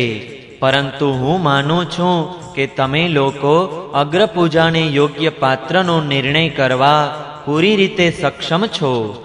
તેથી હે સભાપતિઓ, તમે લોકો યોગ્ય અયોગ્યને જાણનારાઓમાં શ્રેષ્ઠ છો. તેથી શ્રી કૃષ્ણ જ અગ્રપૂજાને માટે યોગ્ય છે એવું બાળક સહદેવનું વચન માનશો નહીં. અહીં મોટા મોટા તપસ્વીઓ, વિદ્વાનો, વ્રતધારીઓ જ્ઞાન દ્વારા પોતાના સમસ્ત પાપ તાપને શાંત કરી દેનારા પરમ જ્ઞાની, પરમ ઋષિ, બ્રહ્મનિષ્ઠ વગેરે ઉપસ્થિત છે, જેમની પૂજા મોટા મોટા લોકપાલો પણ કરે છે. યજ્ઞની ભૂલચૂક બતાવનારા તે સભાપતિઓને છોડીને આ કુળ કલંક ગોવાળ ભલા અગ્રપૂજાનો અધિકારી કઈ રીતે થઈ શકે? શું કાગડો ક્યારેય યજ્ઞના પુરોડાસનો અધિકારી થઈ શકે છે?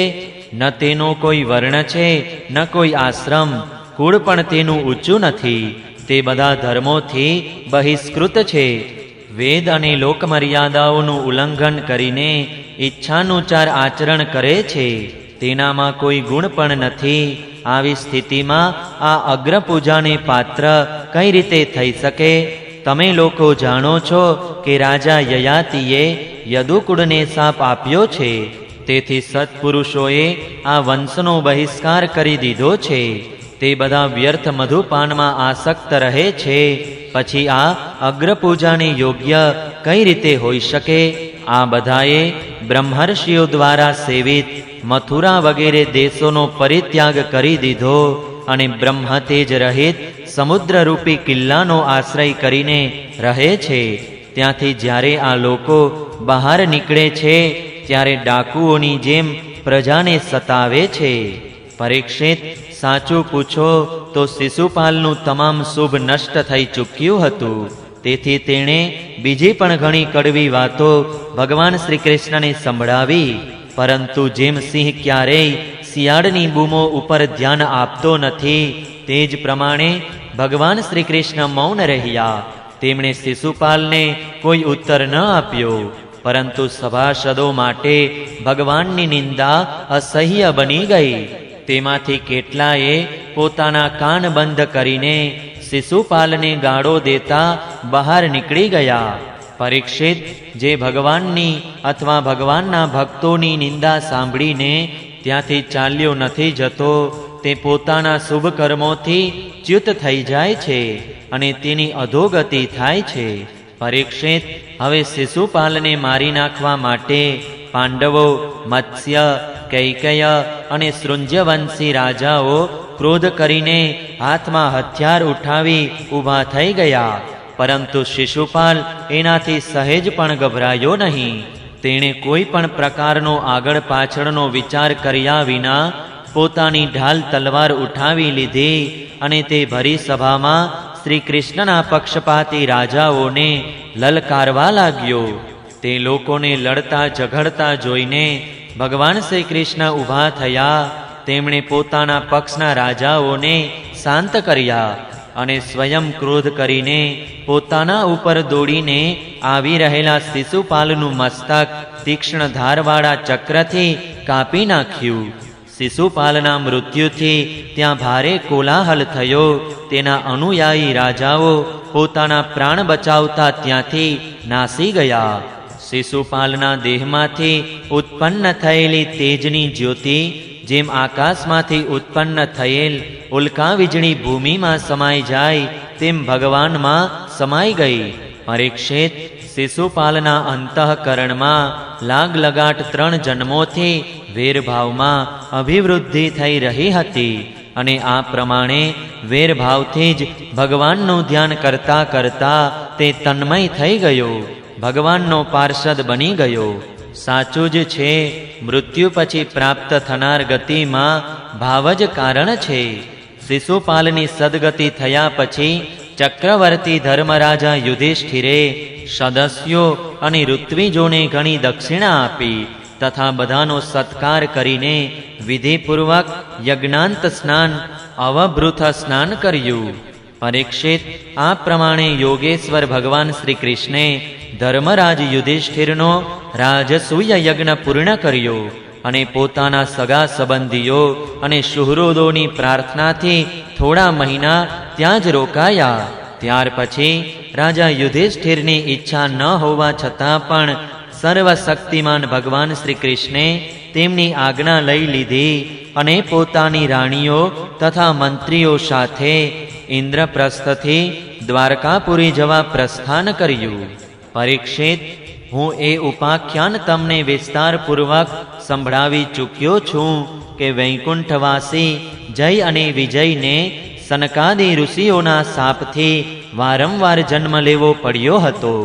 મહારાજ યુધિષ્ઠિર રાજસૂય યજ્ઞનું યજ્ઞાંત સ્નાન કરીને બ્રાહ્મણો અને ક્ષત્રિયોની સભામાં દેવરાજ ઇન્દ્ર જેવા શોભી રહ્યા હતા.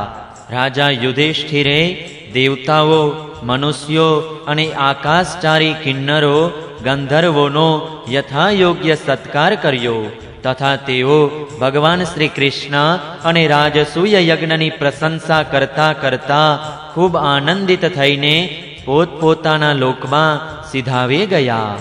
પરીક્ષિત, બધા લોકો સુખી થયા, પરંતુ દુર્યોધન પાંડવોની આ ઉજ્જવળ રાજલક્ષ્મીની ઉન્નતિ સહી ન શક્યો, કેમ કે તે સ્વભાવથી જ પાપી, કલહ પ્રેમી, કુરુકુળનો નાશ કરવા માટે એક મહાન રોગ હતો. પરીક્ષિત, જે મનુષ્ય ભગવાન શ્રી કૃષ્ણની આ લીલાનું શિશુપાલવધ, જરાસંધવધ, બંદી રાજાઓની મુક્તિ અને યજ્ઞ અનુષ્ઠાનનું કીર્તન કરશે તે સમસ્ત પાપોથી મુક્ત થઈ જશે. 10મા સ્કંધના ઉત્તરાર્ધ અંતર્ગત શિશુપાલવધ નામનો 74મો અધ્યાય સમાપ્ત. જય શ્રી કૃષ્ણ. ઓમ નમો ભગવતે વાસુદેવાય. 75મો અધ્યાય રાજસૂય યજ્ઞ સંપન્ન અને દુર્યોધનનું અપમાન. રાજા પરીક્ષિતે પૂછ્યું, ભગવાન, અજાતશત્રુ ધર્મરાજ યુધિષ્ઠિરના રાજસૂય યજ્ઞ મહોત્સવને જોઈને જેટલા મનુષ્યો, રાજાઓ, ઋષિઓ, મુનિઓ અને દેવતાઓ આવ્યા હતા તે બધાને ખૂબ આનંદ થયો, પરંતુ દુર્યોધનને બહુ દુઃખ સંતાપ થયો એવું મેં આપના મુખેથી સાંભળ્યું. ભગવાન, આપ કૃપા કરીને એનું કારણ જણાવો. શ્રી સુકદેવજી કહે છે, પરીક્ષિત, તમારા દાદા યુધિષ્ઠિર મોટા મહાત્મા હતા. તેમના પ્રેમ પાસથી બંધાઈને બધા ભાઈ બંધુઓએ રાજસૂય યજ્ઞમાં જુદું જુદું સેવા કાર્ય સ્વીકારી લીધું હતું. ભીમસેન ભોજનાલયની દેખરેખ કરતા હતા. દુર્યોધન કોષાધ્યક્ષ હતા. સહદેવને અભ્યાગતોના સ્વાગત સત્કાર માટે નિયુક્ત કરવામાં આવ્યા હતા અને નકુલ વિવિધ પ્રકારની સામગ્રી એકત્ર કરવાનું કામ કરતા હતા. અર્જુન ગુરુજનોની સેવા શુશ્રૂષા કરતા હતા અને સ્વયં ભગવાન શ્રી કૃષ્ણ આવેલા અતિથિઓના ચરણ પખાડતા હતા. દેવી દ્રૌપદી ભોજન પીરસતા હતા અને ઉદાર શિરોમણી કર્ણ ખુલ્લા હાથે દાન આપતા હતા. પરીક્ષિત, આજ પ્રમાણે સાત્યકી, વિકર્ણ, હાર્દિક્ય, વિદુર, ભૂરિશ્રવા વગેરે બાલ્હિકના પુત્રો અને શંતદર્ન વગેરે રાજસૂય યજ્ઞમાં જુદા જુદા કામોમાં નિયુક્ત હતા. તે બધા જ યુધિષ્ઠિરનું પ્રિય થાય તેવું કામ કરતા હતા. પરીક્ષિત, જ્યારે ઋત્વિજો, સદસ્યો અને વિદ્વાનોનું તથા પોતાના ઇષ્ટમિત્રો અને ભાઈ બાંધવોનો સુમધુર વાણી, વિવિધ પ્રકારની પૂજા સામગ્રી અને દક્ષિણા વગેરેથી સારી રીતે સત્કાર થઈ ચૂક્યો તથા શિશુપાલ ભક્તવત્સલ ભગવાનના ચરણોમાં સમાઈ ગયો, ત્યારે ધર્મરાજ યુધિષ્ઠિર ગંગાજીમાં યજ્ઞાંત સ્નાન કરવા ગયા.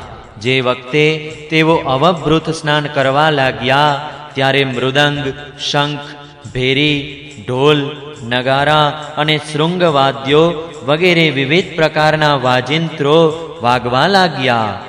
નર્તકીઓ હર્ષભેર નાચી રહી હતી. ગવૈયાઓના વૃંદ ગાવા લાગ્યા અને વીણા, વાંસળી તથા ઝાંઝ મંજીરા વગેરે વાદ્યોનો ધ્વનિ આકાશ સુધી ગુંજી રહ્યો હતો. સોનાના હાર પહેરેલા યાદવ, સૃંજ્ય, કુરુ, કૈકેયી અને કૌશલ દેશના રાજાઓ રંગબેરંગી ધજા પતાકાઓ સાથેના ખૂબ સજાવેલા ગજરાજો, રથો, ઘોડાઓ તથા સુસજ્જ વીર સૈનિકો સાથે મહારાજ યુધિષ્ઠિરની આગળ પૃથ્વીને કંપાવતા ચાલી રહ્યા હતા. યજ્ઞના સદસ્યો, ઋત્વિજો અને અનેક શ્રેષ્ઠ બ્રાહ્મણો વેદ મંત્રોનો ઊંચા સ્વરથી પાઠ કરી રહ્યા હતા. દેવતાઓ, ઋષિઓ, પિતૃઓ, ગંધર્વો આકાશમાંથી પુષ્પોની વૃષ્ટિ કરતા હતા. ઇન્દ્રપ્રસ્થના સ્ત્રી પુરુષો સુગંધિત દ્રવ્યો, પુષ્પોના હાર, રંગબેરંગી વસ્ત્રો અને કિંમતી આભૂષણોથી સજી ધજીને એકબીજા પર જલ, તેલ, દૂધ, માખણ વગેરે નાખીને ભીંજવતા હતા અને એકબીજાના શરીરે ચોપડતા હતા. આ પ્રમાણે ક્રીડા કરતા ધર્મરાજાની સાથે ચાલી રહ્યા હતા. વારાંગનાઓ પુરુષોને તેલ, ગોરસ, સુગંધિત જલ, હળદર અને કેસરનો લેપ કરતી હતી અને પુરુષો પણ તેમને તે જ વસ્તુઓથી તરબોળ કરી દેતા હતા. તે સમયે આ ઉત્સવને જોવા માટે જેમ ઉત્તમ ઉત્તમ વિમાનોમાં બેસીને આકાશમાં અનેક દેવીઓ આવી હતી, તે જ પ્રમાણે સૈનિકો દ્વારા સુરક્ષિત ઇન્દ્રપ્રસ્થની અનેક રાજ મહિલાઓ પણ સુંદર સુંદર પાલખીઓમાં બેસીને આવી હતી. પાંડવોના મામાના દીકરા ભાઈ શ્રી કૃષ્ણ અને તેમના મિત્રો તે રાણીઓ ઉપર વિવિધ પ્રકારના રંગ વગેરે નાખી રહ્યા હતા. તેથી રાણીઓના મુખ લજ્જામણા હાસ્યથી ખીલી ઉઠતા હતા અને તેઓ ત્યારે બહુ સુંદર લાગતી હતી. તે લોકોના રંગ વગેરે નાખવાથી રાણીઓના વસ્ત્રો ભીંજાઈ ગયા હોવાથી તેઓ સંકોચ અનુભવતા હતા. તેઓ પણ પિચકારીઓ અને પાત્રોમાં રંગ ભરી ભરીને પોતાના દિયરો અને તેમના મિત્રો પર છાંટતા હતા. પ્રેમભરી ઉત્સુકતાને કારણે તેમના ગૂંથેલા કેશ અને વસ્ત્રબંધન ઢીલા થઈ ગયા હતા તથા વેણીમાં ગૂંથેલા પુષ્પો ખરી પડતા હતા. પરીક્ષિત તેમનો આ રુચિકર અને પવિત્ર વિહાર જોઈને મલિન અંતઃકરણવાળા પુરુષોનું ચિત્ત ચંચળ થઈ ઉઠતું હતું, કામથી મોહિત થઈ જતું હતું. ચક્રવર્તી રાજા યુધિષ્ઠિર દ્રૌપદી વગેરે રાણીઓની સાથે સુંદર ઘોડાઓ જોતરેલા અને સોનાના હારોથી તે સજાવેલા રથ પર બેસીને અત્યંત શોભી રહ્યા હતા. જાણે સ્વયં રાજસૂય યજ્ઞ પ્રયાજ વગેરે ક્રિયાઓ સહિત મૂર્તિમાન થઈને પ્રગટ થઈ ગયો હોય. ઋત્વિજોએ પત્ની સંયાજ એટલે કે એક પ્રકારનું યજ્ઞ કર્મ તથા યજ્ઞાંત સ્નાન સંબંધી કર્મ કરાવીને દ્રૌપદી સાથે સમ્રાટ યુધિષ્ઠિરને આચમન કરાવ્યું અને ત્યાર પછી ગંગા સ્નાન કરાવ્યું. તે સમયે મનુષ્યોના વાજિંત્રોની સાથે દેવતાઓના પણ દુંદુભી વગેરે પણ વાગવા લાગ્યા. મોટા મોટા દેવતાઓ, ઋષિ મુનિઓ, પિતૃઓ અને મનુષ્યો પુષ્પની વૃષ્ટિ કરવા લાગ્યા. મહારાજ યુધિષ્ઠિરે સ્નાન કર્યા પછી બધા વર્ણાશ્રમના લોકોએ ગંગાજીમાં સ્નાન કર્યું, કેમ કે આ સ્નાનથી મોટા મોટા મહાપાપી પણ પોતાના પાપ સમૂહોથી તુરત મુક્ત થઈ જાય છે. ત્યાર પછી ધર્મરાજ યુધિષ્ઠિરે નવું રેશમી વસ્ત્ર અને ઉપવસ્ત્ર ધારણ કર્યું તથા વિવિધ પ્રકારના આભૂષણોથી પોતે સજ્જ થયા. પછી ઋત્વિજ, સદસ્ય, બ્રાહ્મણ વગેરેને વસ્ત્રાભૂષણ આપીને તેમની પૂજા કરી. મહારાજ યુધિષ્ઠિર ભગવત પરાયણ હતા. તેમને બધામાં ભગવાન જ દેખાતા હતા. તેથી તેઓ ભાઈ બાંધવો, કુટુંબીઓ, રાજાઓ, ઇષ્ટમિત્રો, હિતૈષી અને બધા લોકોની વારંવાર પૂજા કરતા હતા. તે સમયે બધા લોકોએ મનોહર કુંડળો, પુષ્પોની માળાઓ, પાઘડીઓ, લાંબા જામા, ઉપવસ્ત્ર તથા મણિયોના કિંમતી હાર પહેર્યા હોવાથી દેવતાઓ જેવા શોભી રહ્યા હતા. સ્ત્રીઓ પણ બંને કાનોમાં કર્ણફૂલ અને વાંકડિયા કેસની લટોથી બહુ જ સુંદર લાગતી હતી. તેમણે કટી પ્રદેશમાં સોનાના કંદોરા પહેર્યા હતા. પરીક્ષિત, રાજસૂય યજ્ઞમાં જેટલા લોકો આવ્યા હતા, ઋત્વિજો, બ્રહ્મવાદી સદસ્યો, બ્રાહ્મણો, ક્ષત્રિયો, વૈશ્યો, શૂદ્રો, રાજાઓ, દેવતાઓ, ઋષિમુનિઓ, પિતૃઓ તથા અન્ય પોતાના અનુયાયીઓની સાથે લોકપાલો તે બધાની મહારાજ યુધિષ્ઠિરે પૂજા કરી. ત્યાર પછી તે લોકો ધર્મરાજાની અનુમતિ લઈને પોતાને વતન જવા વિદાય થઈ ગયા. પરીક્ષિત, જેમ મનુષ્ય અમૃતપાન કરતા કરતા તૃપ્ત થતો નથી, તે જ પ્રમાણે બધા લોકો ભગવત ભક્ત રાજર્ષિ યુધિષ્ઠિરના રાજસૂય યજ્ઞની પ્રશંસા કરતા તૃપ્ત થતા ન હતા. પછી ધર્મરાજ યુધિષ્ઠિરે બહુ જ પ્રેમપૂર્વક પોતાના હિતૈષી, મિત્રો, સંબંધીઓ, ભાઈ બંધુઓ અને ભગવાન શ્રી કૃષ્ણને પણ રોકી લીધા, કેમ કે તેમના વિયોગની કલ્પનાથી જ બહુ દુઃખ થતું હતું. પરીક્ષિત, ભગવાન શ્રી કૃષ્ણે યાદવવીર સાંબ વગેરેને દ્વારકા મોકલી દીધા અને પોતે રાજા યુધિષ્ઠિરની અભિલાષા પૂરી કરવા માટે તેમને આનંદ આપવા માટે ત્યાં રોકાઈ ગયા. આ પ્રમાણે ધર્મનંદન મહારાજ યુધિષ્ઠિર મનોરથોના મહાન સમુદ્રને, જેને પાર કરવો બહુ મુશ્કેલ છે, ભગવાન શ્રી કૃષ્ણની કૃપાથી અનાયાસે જ પાર કરી ગયા અને તેમની તમામ ચિંતા દૂર થઈ ગઈ.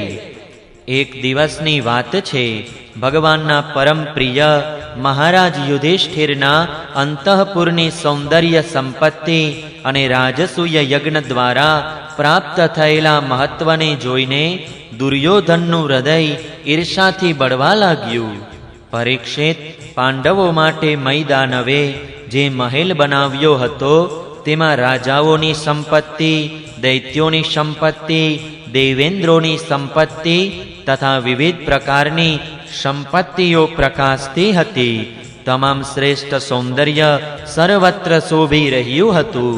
આ સંપત્તિઓ દ્વારા અંતઃપુરમાં રહેતા રાજરાણી દ્રૌપદી પોતાના પતિઓની સેવા કરતા હતા. તે રાજભવનમાં તે દિવસોમાં ભગવાન શ્રી કૃષ્ણની હજારો રાણીઓ રહેતી હતી. ભારે નિતંબને કારણે તેઓ જ્યારે રાજભવનમાં ધીરે ધીરે ચાલતી ત્યારે તેમના ઝાંઝરનો જણકાર ચારે બાજુ સંભળાતો હતો. સુંદર કટી પ્રદેશવાળી તે રાણીઓના વક્ષ સ્થળ પર લાગેલા કેસરની લાલીમાંથી મોતીઓના સુંદર શ્વેત હાર પણ લાલ લાલ જણાતા હતા. કુંડળો તરફ વાકડિયા કેસની અલકોની ચંચળતાથી તેમના મુખની શોભા વધારે વધી જતી હતી. આ બધું જોઈને દુર્યોધનના હૃદયમાં ભારે બળતરા થઈ. પરીક્ષિત, સાચું પૂછો તો દુર્યોધનનું ચિત્ત દ્રૌપદીમાં આસક્ત હતું અને તેની ઈર્ષાનું મુખ્ય કારણ પણ તે જ હતું. એક દિવસ રાજાધિરાજ મહારાજ યુધિષ્ઠિર દેવરાજ ઇન્દ્રની જેમ પોતાના ભાઈઓ, સંબંધીઓ અને પોતાના નેત્રરૂપ પરમ હિતૈષી ભગવાન શ્રી કૃષ્ણ સાથે મૈદાનવે બનાવેલી સભામાં સુવર્ણના સિંહાસન પર બિરાજી રહ્યા હતા. તેમની ભોગ સામગ્રી, તેમની રાજ્યલક્ષ્મી બ્રહ્માજીના ઐશ્વર્ય જેવી હતી. બંદીજનો તેમની સ્તુતિ કરી રહ્યા હતા. તે સમયે અભિમાની દુર્યોધન પોતાના દુઃશાસન વગેરે ભાઈઓની સાથે ત્યાં આવ્યો. તેના માથા પર મુગટ, ગળામાં માળા અને હાથમાં તલવાર હતી. પરીક્ષિત તે ક્રોધના આવેશમાં દ્વારપાલો અને સેવકોને ધમકાવી રહ્યો હતો. એ સભામાં મૈદાનવે એવી માયામય રચના કરી રાખી હતી કે દુર્યોધને તેનાથી મોહિત થઈને સ્થળને જળ સમજીને પોતાના વસ્ત્ર ઊંચા કરી લીધા અને જળને સ્થળ સમજીને તેમાં પડી ગયો. તેને પાણીમાં પડતો જોઈને ભીમસેન, રાજરાણીઓ તથા બીજા રાજાઓ હસવા લાગ્યા. જો કે યુધિષ્ઠિર તેમને આમ કરતા રોકી રહ્યા હતા, પરંતુ પ્રિય પરીક્ષિત, તે લોકોને ઈશારાથી શ્રી કૃષ્ણનું અનુમોદન પ્રાપ્ત થઈ ગયું હતું. આનાથી દુર્યોધન શરમાઈને ક્રોધથી રાતો પીળો થઈને નીચું મોઢું કરી સભાભવનમાંથી નીકળીને ચૂપચાપ હસ્તિનાપુર ચાલ્યો ગયો. આ ઘટનાને જોઈને સત્પુરુષોમાં હાહાકાર મચી ગયો અને મહારાજ યુધિષ્ઠિરનું મન પણ કંઈક ઉદાસ જેવું થઈ ગયું. પરીક્ષિત, આ બધું થયું છતાં ભગવાન શ્રી કૃષ્ણ ચૂપ હતા. તેમની ઈચ્છા હતી કે કોઈ રીતે પૃથ્વીનો ભાર ઓછો થાય. અને સાચું પૂછો તો દુર્યોધનની બુદ્ધિમાં ભ્રમ પેદા કરનાર પણ ભગવાન જ છે. પરીક્ષિત, તમે મને પૂછ્યું હતું કે તે મહાન રાજસૂય યજ્ઞમાં દુર્યોધનને ઈર્ષા કેમ થઈ, બળતરા કેમ થઈ, તે બધું મેં તમને કહી દીધું. 10મા સ્કંધના ઉત્તરાર્ધ અંતર્ગત દુર્યોધનનો માનભંગ નામનો 75મો અધ્યાય સમાપ્ત. જય શ્રી કૃષ્ણ. ઓમ નમો ભગવતે વાસુદેવાય. 76મો અધ્યાય સાલ્વની સાથે યાદવોનું યુદ્ધ. શ્રી સુકદેવજી કહે છે, પરીક્ષિત, હવે મનુષ્ય જેવી લીલા કરનારા ભગવાન શ્રી કૃષ્ણનું એક બીજું અદ્ભુત ચરિત્ર સાંભળો. એમાં એ કહેવામાં આવશે કે શૌભ નામના વિમાનનો અધિપતિ સાલ્વ કઈ રીતે ભગવાનના હાથે મરાયો. સાલ્વ શિશુપાલનો મિત્ર હતો અને રૂક્મિણીના વિવાહ સમયે તે શિશુપાલ તરફથી જાનમાં આવ્યો હતો.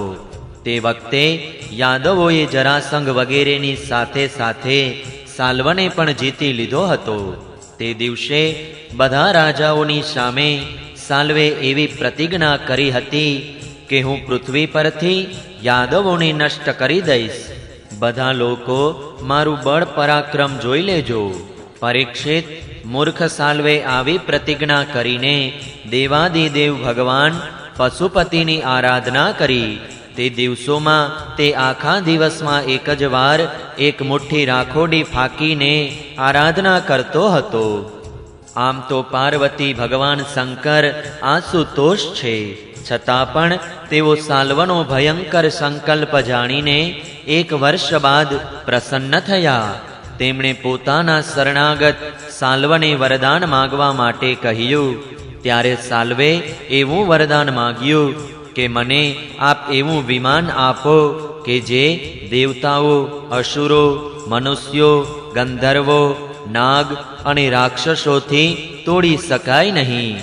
જ્યાં ઈચ્છા હોય ત્યાં જઈ શકે અને યાદવો માટે અત્યંત ભયંકર બની રહે. ભગવાન શંકરે કહી દીધું, તથાસ્તુ. ત્યાર પછી તેમની આજ્ઞાથી વિપક્ષીઓના નગર જીતવાવાળા મૈદાનવે લોઢાનું શૌભ નામનું વિમાન બનાવ્યું અને સાલ્વને તે આપી દીધું.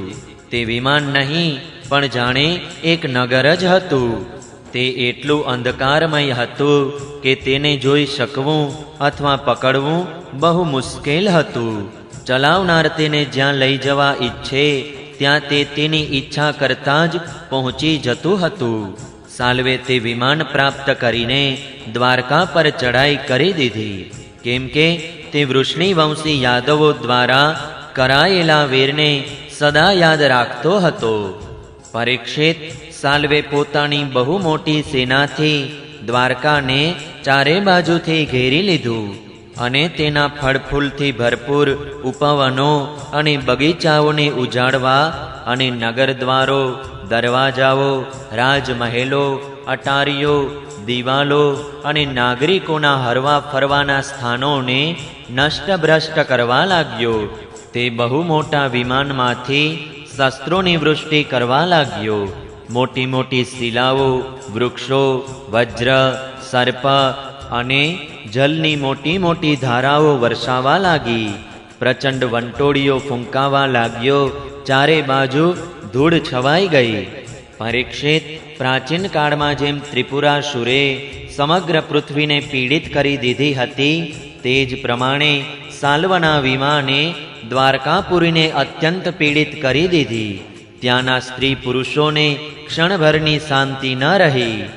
પરમ યશસ્વી વીર ભગવાન પ્રદ્યુમ્નજીએ જોયું કે અમારી પ્રજા ઉપર બહુ મોટી આપત્તિ આવી છે. ત્યારે તેમણે રથ પર બેસીને બધાને સાંત્વના આપતા કહ્યું, ડરશો નહીં. તેમની પાછળ પાછળ સાત્યકી, ચારુદેશણ, શાંબ ભાઈઓની સાથે અક્રૂર, કૃતવર્મા, ભાનુવિંદ, ગદ, સુક, સારણ વગેરે ઘણા વીર મોટા મોટા ધનુષ્ય ધારણ કરીને નીકળ્યા. આ બધા મહારથી હતા. બધાએ બખ્તર પહેર્યા હતા અને બધાની રક્ષા માટે ઘણા બધા રથ, હાથી, ઘોડા તથા પાયદળ સાથે ચાલી રહ્યા હતા. ત્યાર પછી પ્રાચીન કાળમાં જેમ દેવતાઓની સાથે અસુરોનું ભયંકર યુદ્ધ થયું હતું, તેવું જ સાલ્વના સૈનિકો અને યાદવોનું યુદ્ધ થવા લાગ્યું. તે જોઈને લોકોના રૂવા ઊભા થઈ જતા હતા. પ્રદ્યુમ્નજીએ પોતાના દિવ્ય અસ્ત્રોથી ક્ષણવારમાં જેમ સૂર્ય ઉદય થતા અંધકારનો નાશ થઈ જાય છે, તેમ સાલ્વની બધી માયાને નષ્ટ કરી દીધી. પ્રદ્યુમ્નજીના બાણોમાં સોનાની પાંખો અને લોઢાની તીક્ષ્ણ અણીવાળા ફલક લગાવેલા હતા. તેવા નાની સંધિ ગાંઠવાળા 25 બાણોથી સાલ્વના સેનાપતિને ઘાયલ કરી દીધો. પરમ મનસ્વી પ્રદ્યુમ્નજીએ સેનાપતિની સાથે સાલ્વને પણ 100 બાણ માર્યા. પછી પ્રત્યેક સૈનિકને 1 અને સારથીઓને 10 તથા વાહનોને 3 બાણોથી ઘાયલ કરી દીધા. મહાપરાક્રમી પ્રદ્યુમ્નજીના આ અદ્ભુત અને મહાન શૌર્યને જોઈને યાદવ સેનાના અને વિપક્ષના સૈનિકો તેમની પ્રશંસા કરવા લાગ્યા. પરીક્ષિત, મૈદાનવનું બનાવેલું સાલ્વનું તે વિમાન અત્યંત માયામય હતું. તે એટલું વિચિત્ર હતું કે ક્યારેક અનેક રૂપોમાં દેખાતું તો ક્યારેક એક રૂપમાં, ક્યારેક દેખાતું અને ક્યારેક અદ્રશ્ય થઈ જતું. યાદવોને એ વાતની ખબર જ પડતી ન હતી કે વિમાન અત્યારે ક્યાં છે. તે ક્યારેક પૃથ્વી પર આવી જતું તો ક્યારેક આકાશમાં ઉડવા લાગતું, ક્યારેક પર્વતના શિખર પર ચડી જતું, તો ક્યારેક પાણીમાં તરવા લાગતું. તે વિમાન સળગતા ઉંબાડિયાની માફક સર્વત્ર ઘૂમતું હોવાથી નિશ્ચય થતો ન હતો કે તે ક્યાં વિચરતું હશે. સાલ્વ પોતાના વિમાન અને સૈનિકોની સાથે જ્યાં જ્યાં દેખાતો ત્યાં ત્યાં યાદવ સેનાપતિ બાણોની વૃષ્ટિ કરતા હતા.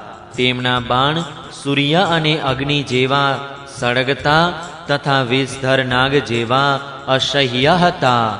તેનાથી સાલ્વનું નગર આકારનું વિમાન અને સેના પીડાવા લાગ્યા. એટલું જ નહીં, સાલ્વ સ્વયં મૂર્છિત થઈ ગયો. પરીક્ષિત, સાલ્વના સેનાપતિઓએ પણ યાદવો પર બાણોની ભારે વૃષ્ટિ કરી. તેથી તેઓ ભારે વ્યથિત થઈ ગયા હતા, પરંતુ તેમણે પોતાનું સ્થાન છોડ્યું ન હતું. તેઓ જાણતા હતા કે મરીશું તો પરલોક સુધરશે અને જીતીશું તો વિજય પ્રાપ્ત થશે. પરીક્ષિત, સાલ્વના મંત્રીનું નામ દ્યુમાન હતું, જેને પહેલા પ્રદ્યુમ્નજીએ 25 બાણ માર્યા હતા. તે બહુ બળવાન હતો. તેણે દોડીને પોતાની ગજવેલની ગદાથી પ્રદ્યુમ્નજી ઉપર પ્રહાર કર્યો અને મારી નાખો, મારી નાખો એમ કહીને ગર્જના કરવા લાગ્યો. પરીક્ષિત, ગદાના પ્રહારથી પ્રદ્યુમ્નજીની છાતી ફાટી ગયા જેવી થઈ ગઈ. દારૂકનો પુત્ર તેમનો રથ ચલાવી રહ્યો હતો. તે સારથી ધર્મ પ્રમાણે તેમને રણભૂમિમાંથી દૂર લઈ ગયો. 2 ક્ષણમાં પ્રદ્યુમ્નજી ભાનમાં આવ્યા. ત્યારે તેમણે સારથીને કહ્યું, સારથી, તે આ બહુ ખોટું કર્યું. અરે રે, તું મને રણભૂમિમાંથી દૂર લઈ આવ્યો. શુદ્ધ, મેં આવું ક્યારેય સાંભળ્યું નથી કે અમારા વંશનો કોઈ પણ વીર ક્યારેય રણભૂમિ છોડીને પાછો ગયો હોય. આ કલંકનો ચાંદલો તો માત્ર મારા જ કપાળમાં થયો. ખરેખર શુદ્ધ, તું કાયર છે, નપુંસક છે. બતાવ તો ખરો કે હવે હું મારા પિતાશ્રી અને કાકાશ્રી બલરામજીની સામે જઈને શું કહીશ? હવે તો બધા લોકો એ જ કહેશે કે યુદ્ધમાંથી નાસી ગયો. તેમના પૂછવાથી હું શો બચાવ કરી શકીશ? મારી ભાભીઓ હસી હસીને મને સ્પષ્ટ રીતે પૂછશે કે કહો વીર, તમે નપુંસક કઈ રીતે થઈ ગયા? શત્રુઓએ તમને યુદ્ધમાં નીચું કઈ રીતે દેખાડ્યું? સૂત, ખરેખર તમે મને રણભૂમિથી હટાવીને અક્ષમ્ય અપરાધ કર્યો છે. સારથીએ કહ્યું, આયુષ્યમાન, મેં જે કંઈ કર્યું છે સારથીનો ધર્મ સમજીને જ કર્યું છે. મારા સમર્થ સ્વામી, યુદ્ધનો એવો ધર્મ છે કે સંકટ ઉપસ્થિત થાય ત્યારે સારથી રથીની રક્ષા કરી લે અને રથી સારથીની. આ ધર્મને સમજીને જ મેં આપને રણભૂમિથી હટાવ્યા છે. શત્રુએ તમારા ઉપર ગદાનો પ્રહાર કર્યો હતો. તેનાથી આપ મૂર્છિત થઈ ગયા હતા, મોટા સંકટમાં હતા. તેથી મારે આમ કરવું પડ્યું. 10મા સ્કંધના ઉત્તરાર્ધ અંતર્ગત સાલ્વ સાથેના યુદ્ધમાંનો 76મો અધ્યાય સમાપ્ત. જય શ્રી કૃષ્ણ.